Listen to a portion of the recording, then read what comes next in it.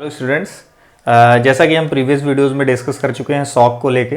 Sock की definition को हमने क्लियर कट समझ लिया है और हमने जो सॉक्स के टाइप्स हैं उसको पढ़ा है। जैसे हमने अभी तक कवर किया है फर्स्ट वीडियो लेक्चर में सॉक के hypovolemic shock, low volume shock को। अब हम बात करेंगे नेक्स्ट टाइप ऑफ सॉक जिसको हम बोलते हैं cardiogenic sock.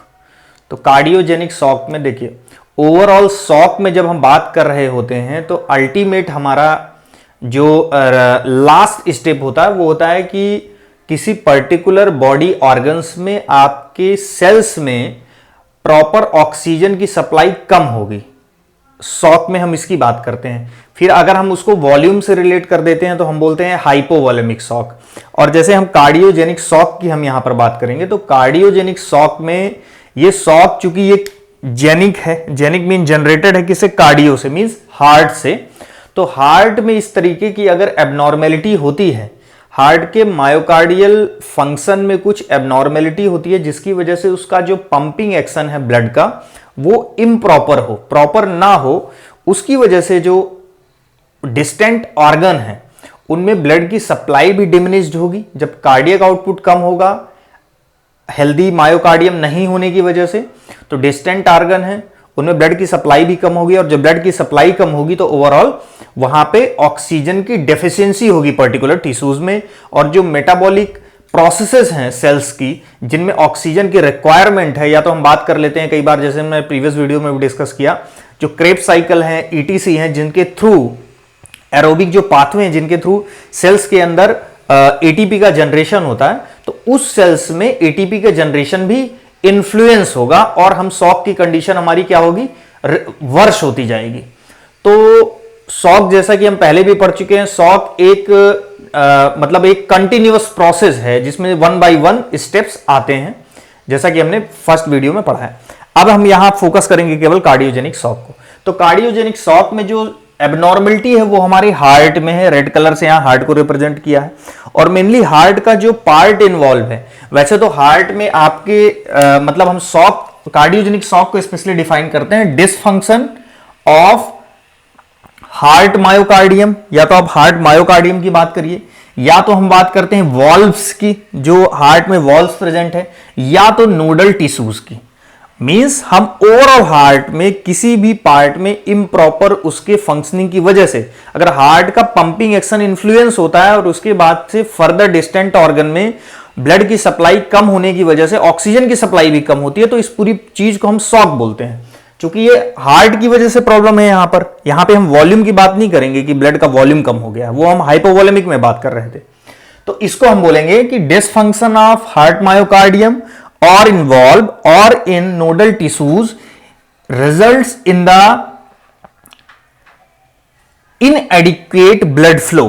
inadequate blood flow होगा इसकी वजह से, और जब blood flow inadequate होगा तो जो पर्टिकुलर डिस्टेंट ऑर्गन जो हैं उनकी जो सेल्स की मेटाबॉलिक नीड्स है ऑक्सीजन को लेके, वो मेटाबॉलिक नीड फुलफिल नहीं होगी। और ये मेटाबॉलिक नीड फुलफिल नहीं होगी और ये ओवरऑल इस चीज को हम क्या बोल रहे हैं? सॉक। तो सॉक में एक चीज है, जब आप देखिए इस तरीके से रिलेट कर सकते हैं कि जब ब्लड की सप्लाई ही कम हो रही तो ओवरऑल कार्डियक आउटपुट कम है, स्ट्रोक वॉल्यूम कम है, कार्डियक आउटपुट कम है, इट मींस आपका क्या कम है? Blood pressure. सीओ से रिलेट कर सकते हैं, अगर आपका कार्डियक आउटपुट कम है, ब्लड प्रेशर कम है, तो ये दो चीजें आपकी क्या होंगी? रिड्यूस्ड होंगी इन द कार्डियोजेनिक सॉक में। लेकिन कार्डियोजेनिक सॉक में जो अब हम बात करेंगे साइन और सिम्टम्स की। तो साइन और सिम्टम में अगर हम बात करें, चूंकि अपार्ट फ्रॉम हार्ट जो ऑर्गन डिस्टेंट ऑर्गन है, चाहे तो ब्रेन या कोई पर्टिकुलर डाइजेस्टिव जितने भी ऑर्गन है, वहां पे ब्लड की सप्लाई कम होने की हम बात कर रहे हैं due to defect in heart, in myocardium, ventricle और nodal tissues, mainly in ventricles. तो उसमें साइन एंड सिम्टम में क्या होगा? जैसे आपका अगर सेंट्रल नर्वस सिस्टम में भी अगर ब्लड की सप्लाई कम होगी, क्योंकि ओवरऑल ब्लड की सप्लाई कम है, तो इसको हम बात करेंगे क्या? वहां पे there may be chances due to inadequate flow of blood in the central nervous system, modulation in the neurotransmitter synchronized release, and the modulation in synchronized release of neurotransmitter results in anxiety also responsible for restlessness क्या है कि means आपको ये feeling नहीं आएगी, आपके mental state इस तरीके की होगी, आप में कंटिन्यूअस थिंकिंग बनी रहेगी। तो वो आप कहेंगे कि आप रेस्टलेसनेस हैं, और वो किस वजह से आ रही, क्योंकि आपका blood flow to the central nervous system क्या हो गया, रिड्यूस हो गया। अल्टर्ड मेंटल स्टेट भी इम्प्रॉपर ब्लड फ्लो की वजह से वेरी करेगी, जिसको हम बोलेंगे altered mental state. BP reduce होगा, ऑलरेडी हम डिस्कस कर चुके हैं। कूल एक्सट्रीमिटीज, आपको कूल एक्सट्रीमिटीज क्या होगा, देखिए कूल एक्सट्रीमिटीज को डिफाइन करने का तरीका यह है कि जब कार्डियोजेनिक शॉक में, वैसे तो हम हाइपोवोलेमिक में भी डिफाइन कर चुके हैं, लेकिन यहां पे फिर से मैं डिस्कस करना चाहता हूं कि कूल एक्सट्रीमिटीज में जो डिस्टेंट जो हमारी एक्सट्रीमिटीज हैं, लाइक हम फिंगर टिप की बात करें या लेग में फिंगर टिप की बात करते हैं, तो वहां पे जो फीलिंग होगी वहां पे कोल्ड की होगी। वो क्यों होगी, क्योंकि डिस्टेंट, जब कार्डियोजेनिक शॉक में कार्डियक जो सिस्टम है वो इम्प्रॉपर होने की वजह से ब्लड का फ्लो क्या हुआ, ब्लड का फ्लो इम्प्रॉपर हुआ, मींस कम हुआ। जब ब्लड का फ्लो कम हुआ तो डिस्टेंट ऑर्गन में जो ऑक्सीजन की मेटाबॉलिक नीड थी वो भी फुलफिल नहीं हो पाई। तो इतने में नेचुरली बॉडी क्या करेगी, जो हमारे वाइटल्स ऑर्गन है, जो सबसे इंपॉर्टेंट ऑर्गन है, जैसे लाइक आप ब्रेन की बात करिए, या हम बात करते हैं आपकी हार्ट की बात करते हैं, किडनी की बात करते हैं, तो इन वाइटल्स ऑर्गन्स की जो ब्लड वेसल्स होंगी वो automatically due to inside the compensatory mechanism they will become dilated होने की वजह इतनी होगी क्योंकि आसानी से उसमें ब्लड की सप्लाई हो सके, ब्लड की रीच वहां तक जा सके, क्योंकि ऑलरेडी ब्लड की रीच क्या है, ब्लड का स्ट्रोक वॉल्यूम क्या है, कम है हार्ट से, तो वहां पे वैसोडाइलेशन होगा जिससे ब्लड ज्यादा से ज्यादा वाइटल ऑर्गन में जा सके और वो ज्यादा सर्वाइव करने के उनके चांसेस सर्वाइवल बढ़े। लेकिन पैरेलली क्या होगा, जब इन वाइटल्स ऑर्गन में वैसोडाइलेशन की मैकेनिज्म होगी, ब्लड का फ्लो पूरे बॉडी से शिफ्ट होगा वाइटल ऑर्गन्स की तरफ, क्योंकि वो डायलेटेटेड है। तो अदर बॉडी पार्ट में जहां पे ब्लड की रिक्वायरमेंट बहुत कम है, लाइक आपका स्किन, तो स्किन में जब ब्लड की सप्लाई कम होगी वहां पे वैसो कॉन्स्ट्रिक्शन होगा और इधर वैसो डायलेशन।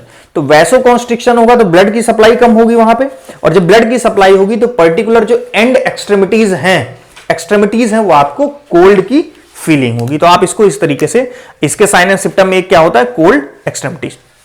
ऑलिगोयूरिया की बात करते हैं। Oliguria means decreased flow of, decrease output of urine.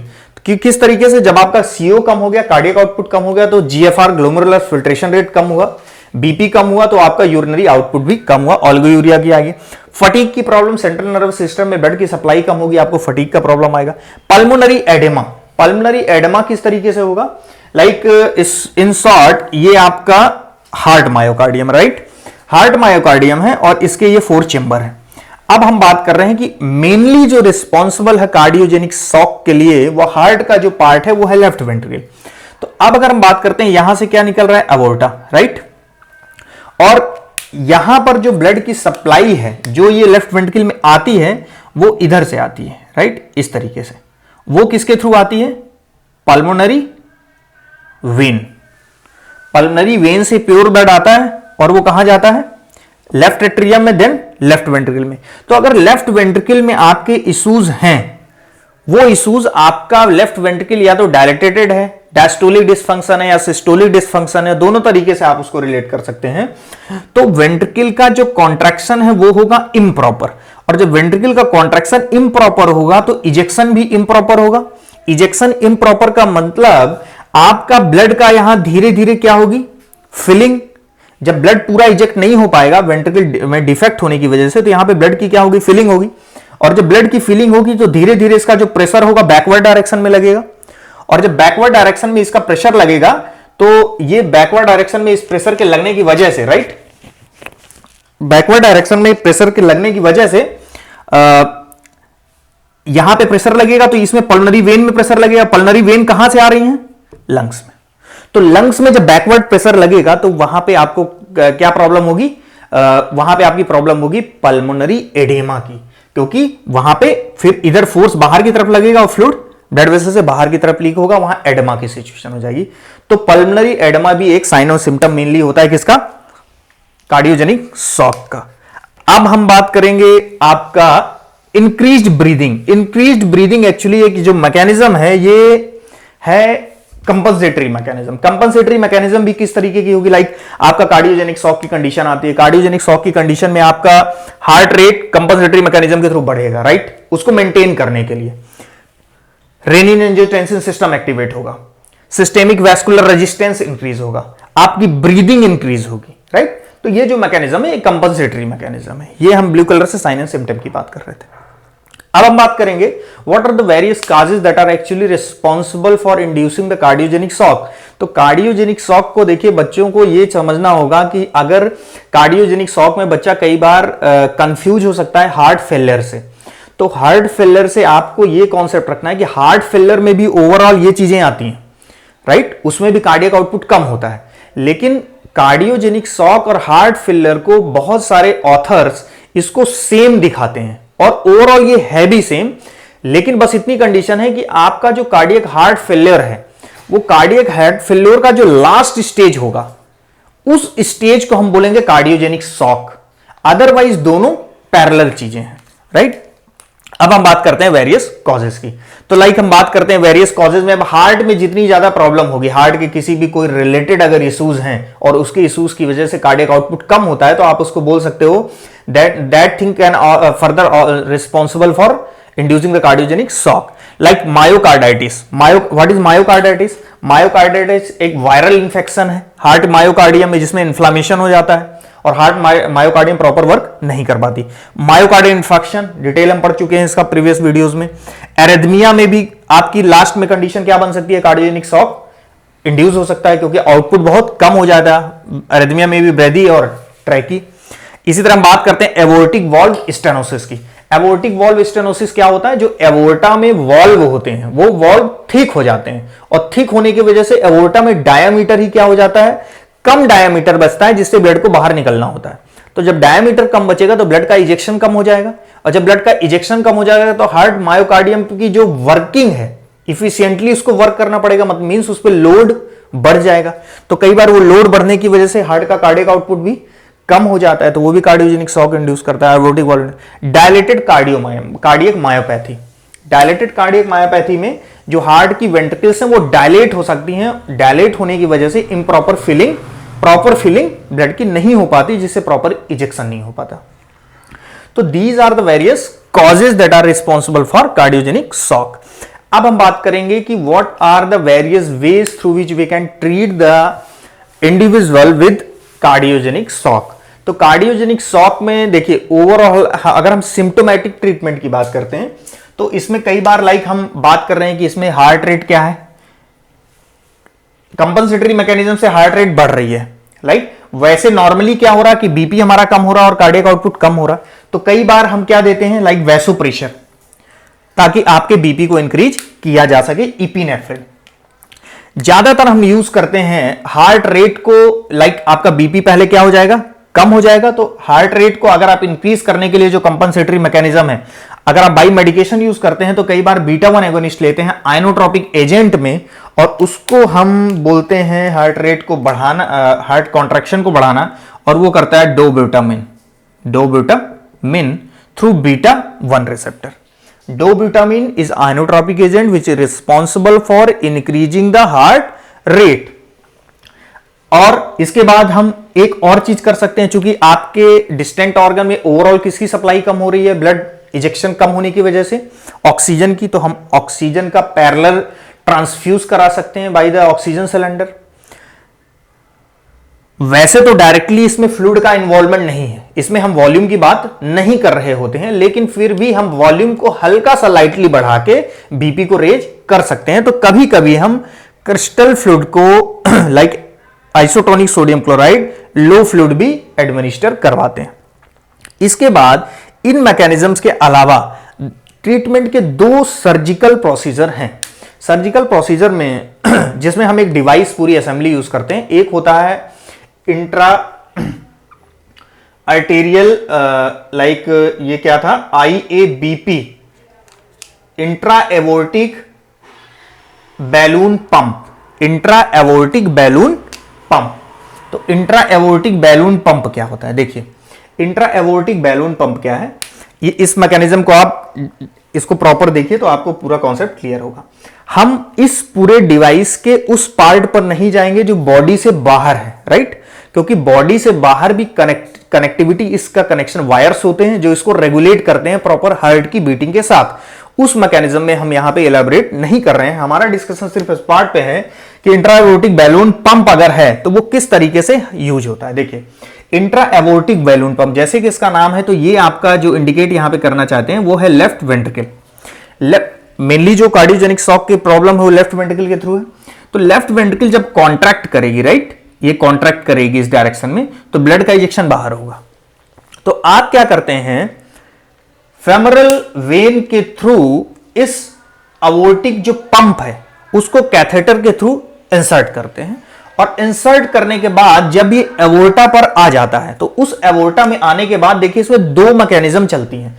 ये जो आपका ब्लू कलर का बैलून है, इसके सबसे आगे टिप पे प्रेशर सेंसिंग डिवाइस होती है। वो प्रेशर सेंसिंग डिवाइस के बेस पे ही इसका डिफ्लेशन और इन्फ्लेशन होता है, राइट। अब डिफ्लेशन इन्फ्लेशन क्या है, जब ये बैलून मान लीजिए दो स्टेज बैलून की होगी, एक तो ये होगी और एक ये होगी। इसको जब हम बोलेंगे कि ये इसका डायलेशन हो गया तो हम इसको बोलेंगे इसका क्या होगा, इन्फ्लेशन, जिसको हम बोलते हैं इन्फ्लामेशन। लेकिन वो इन्फ्लामेशन पैथोलॉजिकल टर्म है, यहां पे हम मैकेनिकल टर्म बोल रहे हैं। इन्फ्लेशन मींस उसके साइज को बढ़ना। तो ये हो गया आपका इन्फ्लेशन। इन्फ्लेशन में यहां पे क्या हो रहा है, साइज बढ़ रहा है, और डिफ्लेशन में साइज इसका कम होगा। तो हमने अभी तक जो स्टेप समझा उसमें यह था कि फेमरल वेन के थ्रू हमने कैथेटर की हेल्प से इस बैलून पंप को एवोर्टा के अंदर इंसर्ट कर दिया, जिसके आगे एक प्रेशर सेंसिंग डिवाइस थी जो कि सेंस कर रही थी कि यहां पे प्रेशर कितना है, उसी के डिपेंडेंट वो इन्फ्लेट और डिफ्लेट हो रही थी। इसके बेनिफिट्स क्या है, क्यों यूज किया जाता है कार्डियोजेनिक शॉक में।